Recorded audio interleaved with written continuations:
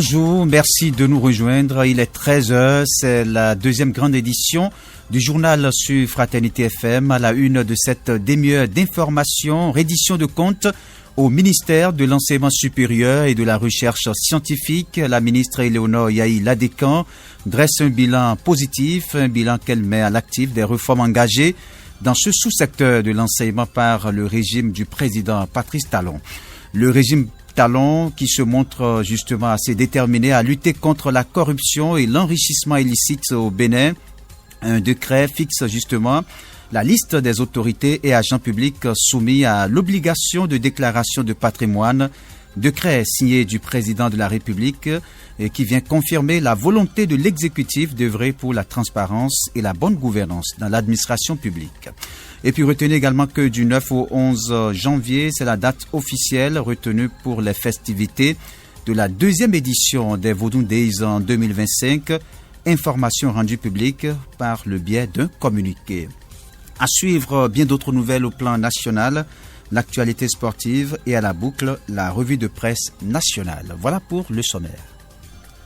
Radio Fraternité 96.5. Fraternité FM. Bienvenue si vous venez de nous rejoindre. Après le ministère de la fonction publique, celui de la santé, c'est au tour du ministère de l'enseignement supérieur de dresser le bilan depuis 2016 dans ce sous-secteur de l'enseignement. Et pour ce département ministériel, le bilan est reluisant selon la ministre Éléonore Yahi Ladécan. Grâce au régime du président Patrice Talon qui a instauré plusieurs réformes, ce secteur se porte mieux qu'avant 2016. C'est globalement ce qu'on peut retenir des propos, des explications de la ministre Éléonore Yahi Ladécan, ministre en charge de l'enseignement supérieur et de la recherche scientifique. Le gouvernement a placé les étudiants au cœur des réformes et c'est ce qui a réduit considérablement les grognes dans le rang des étudiants. On écoute pour plus de précision Éléonore Yahi Ladécan.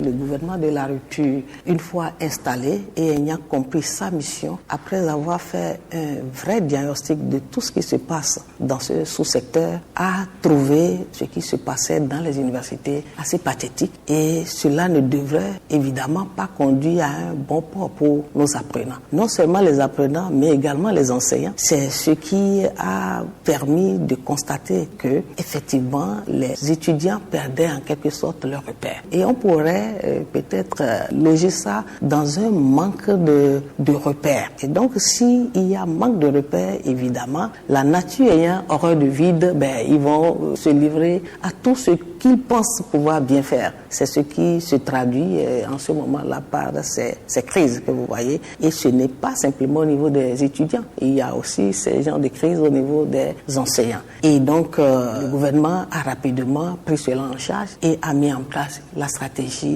donc de développement de l'enseignement supérieur, la recherche et l'innovation. Et cette stratégie, comme vous l'entendez, repose sur 3 piliers. Tout ce qui rentre dans la gouvernance autour de l'enseignement supérieur, la recherche, parce que c'est le moteur de développement, et en même temps l'innovation. Parmi les réformes engagées par le gouvernement figure celle liée à la désignation des recteurs des universités publiques du Bénin. Selon la ministre, elle fait suite à un séminaire pour régulariser ce secteur. Pour être désigné, il faut remplir un certain nombre de critères, ce qui a mis fin aux élections qui se faisaient par le passé avec bien des difficultés. On écoute pour plus de précision Éléonore Yahi Ladécan, ministre de l'Enseignement supérieur et de la Recherche scientifique. C'est parti d'un séminaire ministériel présidé par le chef de l'État. C'est ce qui a permis donc de mettre d'abord en place le CIED et qui est l'organe de régulation qui permet de donner à chaque entité la bonne compréhension de ce qu'elle doit faire et de faire en sorte que ces actions ne paralysent pas des autres maillons. Et après cela, c'est la désignation, la mise en place des conseils d'administration. Ça aussi, c'est les nouveaux organes au niveau de nos universités. Ça n'a jamais eu lieu. Donc c'est avec le gouvernement de la rupture que les premiers conseils d'administration des universités ont été institués. Et ce sont ces conseils d'administration qui ont procédé donc à tout le processus de désignation des hauts responsables. Alors ces hauts responsables sont désignés sur la base d'un appel à candidature. Ce n'est pas effectivement, si vous avez dit polémique, c'est parce que tout le temps dans le milieu universitaire, ce qui caractérise ce milieu, c'est la désignation par les élèves l'élection.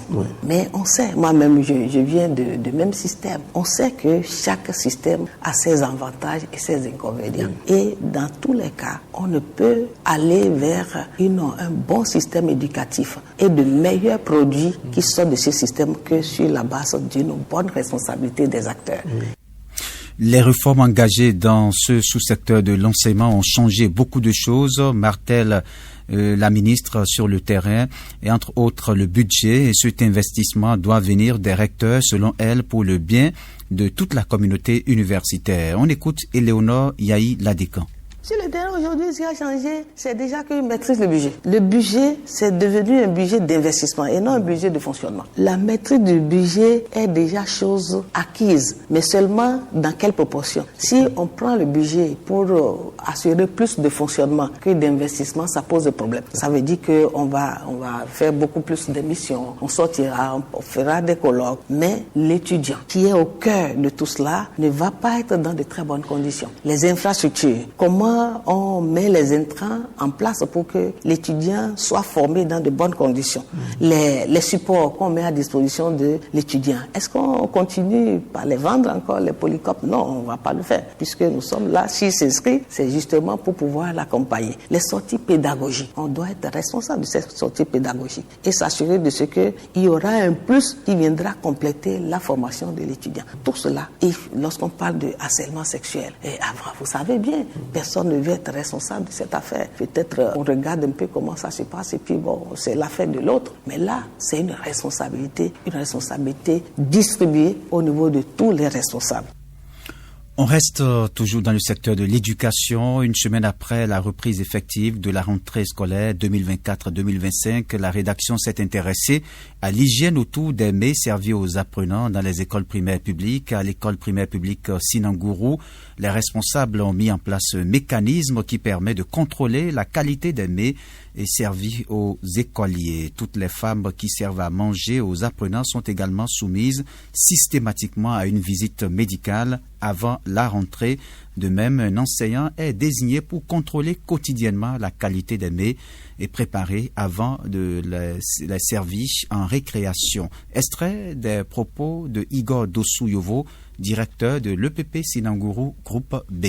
Par rapport au recrutement des bonnes dames qui vendent dans les écoles, particulièrement chez nous, le recrutement se fait suite à une visite médicale. Toutes les bonnes dames qui sont là, déjà à la veille de la rentrée, vont au centre de santé communal pour faire la visite médicale. Elles nous présentent la preuve avant de commencer par vendre dans l'école.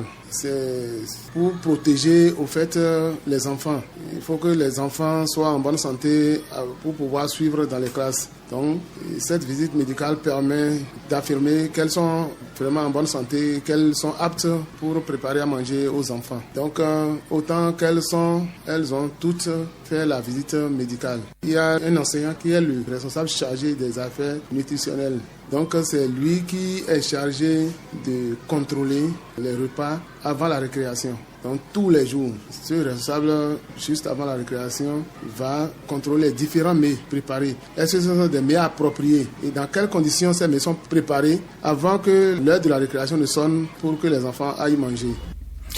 Dans un autre registre à présent, l'administration publique dans le Borgo, retenez qu'elle se porte bien, beaucoup mieux que par le passé. Ce n'est pas moi qui le dis, mais plutôt le directeur départemental du travail et de la fonction publique, reçu sur l'émission Terminus jeudi, l'émission Terminus de Fraternité FM. Abdou Ramanou Aruna parle des avancées significatives sur plusieurs plans, que cela soit en matière de recrutement, de gestion de carrière ou la question des retraites. L'administrateur du travail dresse un bilan positif, un tableau satisfaisant qu'il met à l'actif du régime de la rupture qui, depuis 2016, a opéré de nombreuses réformes. Extrait de ses propos. L'administration publique dans le département du Borgo se porte mieux que par le passé, notamment en ce qui concerne les concours de recrutement dans la fonction publique, en ce qui concerne fondamentalement la gestion de la carrière des agents publics et également en ce qui concerne les retraites, les agents publics admis à faire valoir leur droit à la retraite. Si on aborde également la question du volet travail, il y a également des avancées positives à noter également à ce niveau-là. À l'avènement au pouvoir du président de la République, son Excellence M. Patrice Talon, il a engagé beaucoup de réformes. Des réformes qui touchent tous les secteurs socio-économiques de notre pays. Et la finalité de ces réformes-là, c'est d'assurer un mieux-être à nos concitoyens. Et par ricochet, véritablement mettre notre pays sur l'orbite du développement. Ces réformes n'ont pas été impulsées ex nihilo. Ces réformes sont la résultante d'un état des lieux qui a révélé un certain nombre de dysfonctionnements, notamment en matière de recrutement dans la fonction publique. Justement, parlant des tests de recrutement dans la fonction publique, le directeur départemental note la fin de l'ère des concours frauduleux. Désormais, l'accent est mis sur la transparence, le mérite et l'égalité des chances, ceci quel que soit le statut du candidat. Abdou Ramanou Aruna au micro de Jacques Degbé. En ce qui concerne les recrutements dans la fonction publique, les pratiqués avec cours, les parrainages et autres, ne permettaient pas véritablement à tous les candidats d'avoir une égalité de chances de réussite au concours de recrutement dans la fonction publique. Vous vous rappelez l'affaire des concours jugés frauduleux? Oui. Exactement. Qui ont été annulés d'ailleurs. Bien sûr, après enquête. Donc, il est apparu nécessaire d'impulser des réformes pour changer tout ça. Les réformes qui ont été impulsées permettent véritablement d'assurer la transparence du processus de recrutement depuis le lancement du concours jusqu'à la proclamation des résultats. Et 3 qualificatifs caractérisent les concours de recrutement dans la fonction publique d'aujourd'hui.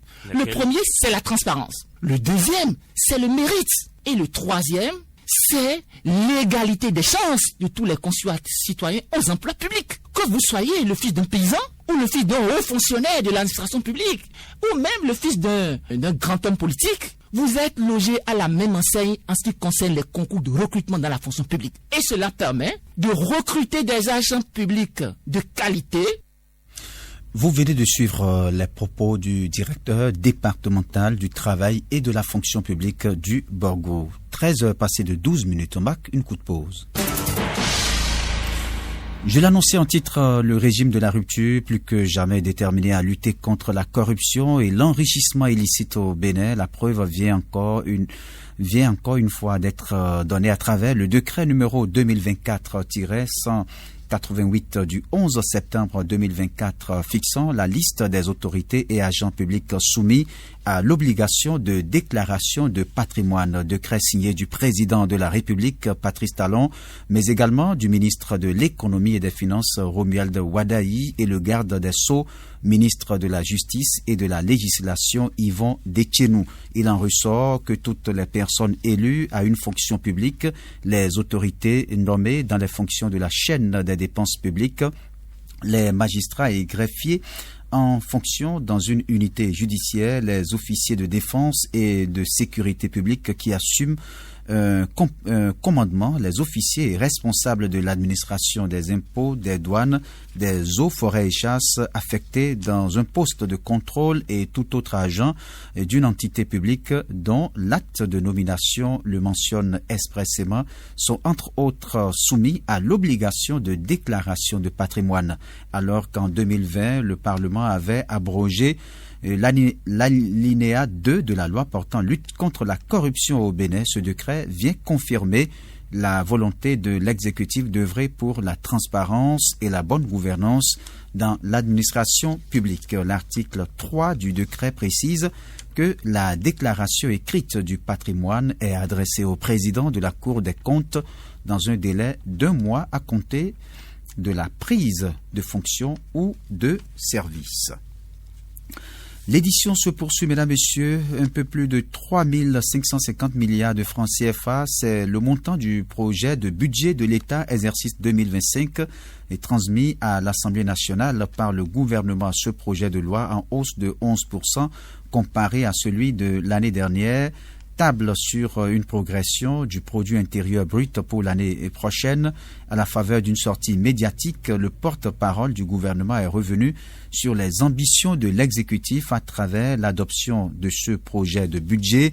Selon Wilfried Léandre Rungwedi, ce budget témoigne de la résilience de l'économie béninoise face aux chocs exogènes, notamment la situation entre le Niger et le Bénin. Il pense aussi qu'il consacre la poursuite de la consolidation des leviers de la transformation de l'économie nationale. On écoute Wilfried Léandre Rungwedi. vous avez un projet de budget qui s'établit à 3 551 milliards de francs CFA, avec une progression de 11% par rapport à 2024. D'abord, tous les spécialistes, tous les observateurs, les amoureux des questions économiques ou budgétaires devraient s'attarder sur cet indicateur pour voir comment, dans un contexte comme le nôtre, marqué par des chocs exogènes, et le dernier en date, c'est la situation avec le Niger, à propos de laquelle on a entendu tellement de discours dans le sens que l'économie du Bénin tomberait. Mais là, vous voyez que dans ce contexte-là, nous faisons, non seulement notre économie se porte bien, tous les leviers sont au vert, mais en plus, nous faisons un projet de budget qui est en croissance de 11% par rapport à celui qui est en cours d'exécution. Cela vous renseigne sur une chose, et une seule. Le travail qui a commencé depuis 2016, à savoir les réformes structurelles pour renforcer notre économie, sa transformation structurelle,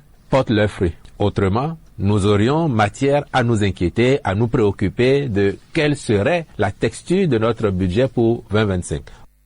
Le projet de budget de l'État, exercice 2025, est à l'étape primitive, rappelle le porte-parole du gouvernement. Il a été transmis à l'Assemblée nationale pour y subir une éventuelle modification avant son adoption, fait-il savoir. Wilfried Léandre Rumbedi dit espérer qu'il sera validé en l'état par les députés. On écoute le porte-parole du gouvernement. Les chiffres sont éloquents, les indicateurs permettent de dire qu'un travail sérieux a été fait et se fait, et ce travail, je veux le redire encore une fois, ça est l'œuvre de tous les Béninois. Ce n'est pas que le président Patrice Talon, ce n'est pas que son gouvernement, c'est l'ensemble des Béninois qui comprennent de plus en plus la nécessité d'être civiques au plan budgétaire, au plan fiscal, qui apportent leur contribution, le dynamisme des activités qui se créent. Et c'est tout ça qui nous permet aujourd'hui d'avoir ce projet de budget consolidé à 3 551 milliards. Et nous espérons que le vote de l'Assemblée nationale permettra de l'améliorer sans doute et de le voter pour donner au gouvernement les moyens de mise en œuvre de sa politique pour l'année 2025. Quelques nouvelles brèves avant les sports. Retenez que du 9 au 11 janvier, c'est la période retenue pour la deuxième édition des Vodou Days en 2025. Cette annonce a été officialisée via un communiqué publié jeudi par le gouvernement. Cette nouvelle édition, qui s'étend sur 3 jours, se déroulera dans la cité historique de Ouida, à proximité de la porte du non-retour en bord de mer. Cette nouvelle édition, qui se tiendra les 9, 10 et 11 janvier, promet une expérience encore plus immersive, mêlant festivités culturelles et moments culturels uniques. Et puis le gouvernement béninois poursuit cependant sa marche pour garantir à tous les citoyens la qualité des soins de santé. La preuve, le mercredi 25 septembre 2024, un atelier national a été organisé par l'autorité de régulation du secteur de la santé au Bénin avec un objectif de réviser et moderniser les référentiels médicaux du pays. Cet événement vise à répondre aux nouveaux défis du secteur en mettant à jour les cadres de soins dans les centres de santé afin de garantir une meilleure qualité des services offerts aux populations. Nous allons poursuivre, mais cette fois-ci avec les sports.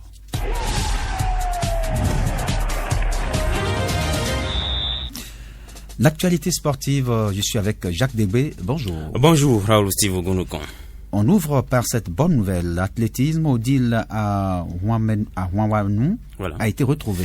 C'est bien cela, porté disparu depuis le 10 septembre 2024 en France. L'athlète béninoise Odile à Huanwanou a été retrouvée. L'athlète championne de l'heptathlon avait suscité une grande inquiétude depuis sa disparition. Le procureur de la République de Rouen, Sébastien Gallois, s'était exprimé le mercredi 18 septembre sur cette affaire. Dans un communiqué, il avait fait le point sur les éléments, les différentes démarches entreprises et les hypothèses émises concernant la disparition de l'athlète béninoise. Par ailleurs, au Bénin, les autorités avaient déclaré être mobilisées en coordination avec leurs homologues français pour mener les recherches. L'ambassade du Bénin à Paris a également joué un rôle important dans la gestion de cette affaire. Eh bien, toutes ces démarches ont finalement permis de retrouver l'athlète. C'est donc un véritable ouf de soulagement pour sa famille et l'ensemble du peuple béninois. Voilà. Nous allons poursuivre, mais cette fois-ci avec les ambitions de la famille Mbappé. Nommé par la famille de Kylian Mbappé, le nouveau président de Caen, Ziad Hamoud, s'est exprimé sur les ambitions des nouveaux propriétaires lors d'un entretien accordé à plusieurs médias. L'attaquant français compte faire briller le club normand Caen, mais cela demandera du temps. Il y a une ambition de remonter et d'aller se bagarrer ensuite avec les équipes du haut de tableau, explique le dirigeant canet dans des propos rapportés par West France et Foot. Mercato Brest est une très belle histoire, pourquoi pas Caen, mais attention, on n'est pas dans le coup thème, dans des choses vite faites pour qu'elles soient belles et qui vont s'effondrer dans quelques semaines. Énormément de fantasmes et d'hystérie peuvent être créés sur nos actionnaires. Mais je tiens à dire que l'on est dans un travail sur le moyen et long terme, a donc déclaré le dirigeant. Et concrètement, combien de temps se donne la famille Mbappé pour faire remonter le club en première division? On ne sait pas fixer de délai, répond Hamoud. Je préfère pas vous dire, a-t-il donc déclaré. En tout cas, le projet est bien là. Mbappé veut acheter Caen, qui est actuellement en deuxième division française, et faire remonter le club et faire jouer également le grand rôle au club dans l'élite du football français. Affaire à suivre. Voilà. Merci à vous, Jacques Debré. C'était les sports sur Fraternité FM. Nous allons poursuivre avec l'actualité africaine.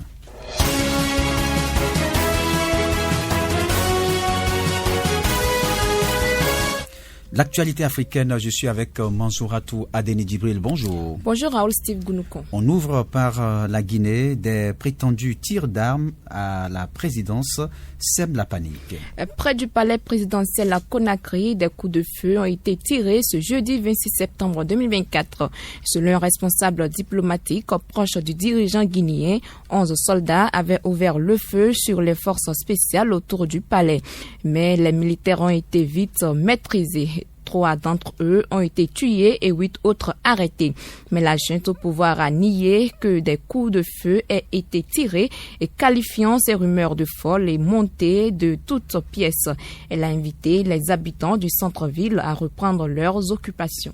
Et pendant ce temps, la RDC intente un procès contre le Rwanda pour violation de souveraineté. Le tribunal régional d'Afrique de l'Est a ouvert une procédure dans une affaire déposée par le Congo contre le Rwanda. Elle l'accuse d'avoir violé sa souveraineté en envoyant des troupes pour soutenir des rebelles dans l'est du pays. Des experts de l'ONU estiment qu'environ 4000 soldats rwandais sont déployés en soutien au M23. Ce procès est lancé un jour après que le président congolais Félix Tshisekedi ait plaidé pour des sanctions contre le Rwanda lors de l'Assemblée générale des Nations unies. Et puis l'Algérie, on termine par l'Algérie qui rétablit l'obligation de visa pour les Marocains. Une nouvelle mesure pour les ressortissants marocains entrant en Algérie. Les autorités ont rétabli l'obligation de visa pour leurs proches. Ceci pour permettre à des activités criminelles de franchir la frontière. Et selon un communiqué du ministère des Affaires étrangères, le Maroc avait abusé de l'exemption de visa pour organiser à grande échelle des réseaux de crimes organisés et de trafic de drogue ainsi que l'immigration clandestine et des actes d'espionnage. Voilà, c'était l'actualité en 24 heures sur le continent avec Mansouratou Adeni Djibril. Nous allons retrouver maintenant Epifan Chabi, c'est pour la revue de presse nationale.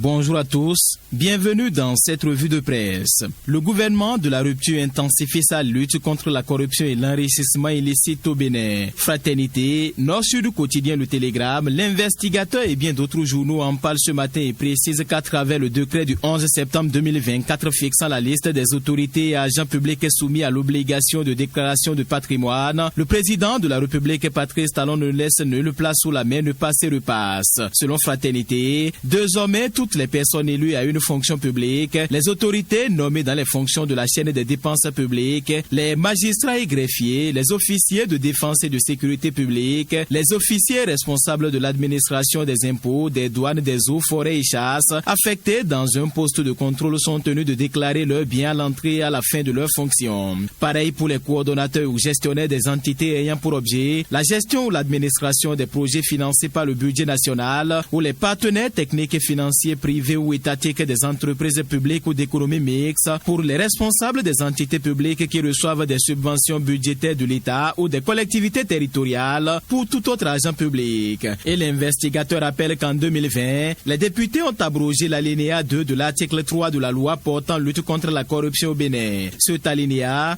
obligeait les parlementaires, le président de la République, les délégués, les maires et autres chefs de quartier, de ville ou de village à déclarer leur patrimoine à la Chambre des comptes de la Cour suprême à la prise et à la fin de leur fonction. Cette mesure n'est rien d'autre qu'une transparence totale et en principe personne ne peut y échapper, conclut Fraternité. Dans la suite de cette revue, Matin Libre s'intéresse à l'affaire tentative de coup d'État au Bénin et se demande si la ligne rouge a été finalement franchie dans l'amitié de longue date entre Talon et Olivier Bokor. Alors que les signes coureurs d'une rupture totale ont été constatés ces derniers jours entre les amis intimes Patrice Talon et Olivier Bokor, les deux ont montré à l'opinion qu'ils pouvaient surmonter leur brouille. L'opinion a jusqu'ici eu droit à ce qu'il convient d'appeler paix des braves entre les deux hommes, fait remarquer Matin Libre qui précise que seulement c'est sans compter sur cette nébuleuse affaire de tentative de coup d'État dont est accusé Olivier Bokor sur Patrice Talon qui devrait ainsi caillasser ce record en amitié. Et avec cette rocambolesque affaire de coup d'État dans laquelle Olivier Bokor et Oswald Khomeki sont arrêtés, car considérés comme des principaux commanditaires, plus de doute fait savoir le journal qui précise que la confiance ne pourra plus être renouvelée entre les deux partenaires d'affaires de sitôt. Cette fois-ci, tout semble visiblement finir pour cette amitié au regard de la lutte des frais présentés par le procureur de la Cour de répression des infractions économiques et du terrorisme Criette. Et à ce stade, faut-il encore croire que les deux amis et complices pourraient se remémorer leur passé teinté de fidélité et de solidité, se demande le journal qui conclut qu'il serait difficile de le croire. La ligne rouge, autrefois crainte, semble finalement se dessiner, conclut la publication. Et toujours parlant de cette tentative de coup d'État, le matinal Le Potentiel, l'informateur, l'investigateur et bien d'autres journaux précisent que l'UP, le Renouveau, le Bloc républicain, l'UDBN et tous les autres partis soutenant l'action du gouvernement ont condamné cet acte.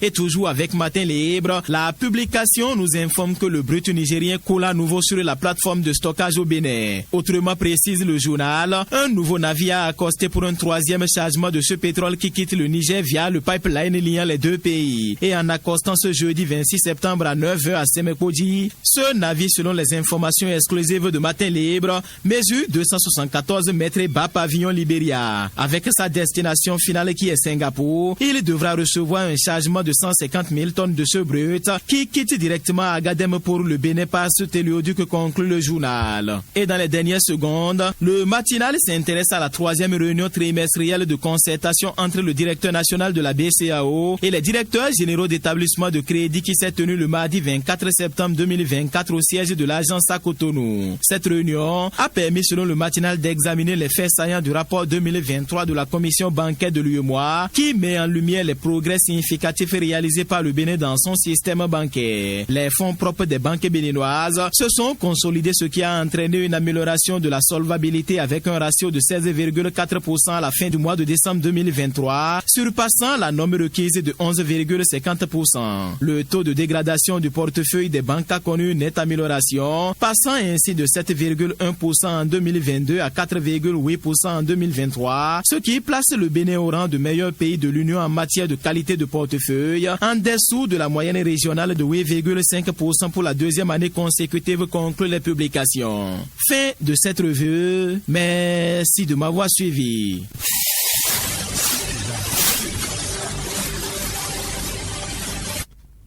Mesdames, Messieurs, ainsi s'achève cette édition du journal. Retour sur les principaux titres. Reddition de comptes au ministère de l'Enseignement supérieur et de la Recherche scientifique. La ministre Éléonore Yahi Ladécan dresse un bilan positif, un bilan qu'elle met à l'actif des réformes engagées dans ce sous-secteur de l'enseignement par le régime du président Patrice Talon.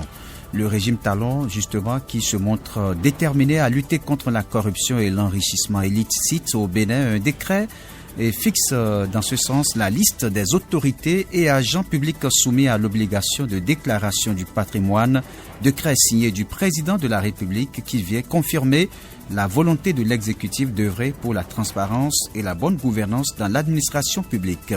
Et puis retenez que du 9 au 11 janvier, c'est la date officielle retenue pour les festivités de la deuxième édition des Vodou Days au Bénin en 2025. Information rendue publique par les autorités à travers un communiqué. Et puis en Guinée, près du palais présidentiel à Conakry, des coups de feu ont été tirés ce jeudi. Selon un responsable diplomatique proche du dirigeant guinéen, 11 soldats avaient ouvert le feu sur les forces spéciales autour du palais, mais les militaires ont été vite maîtrisés. Pierrette Adjelé à l'édition, Lydie Meou aux manipulations techniques en direct, Raoul Steve Gounoukon. Merci de m'avoir suivi. C'était le journal sur Fraternité.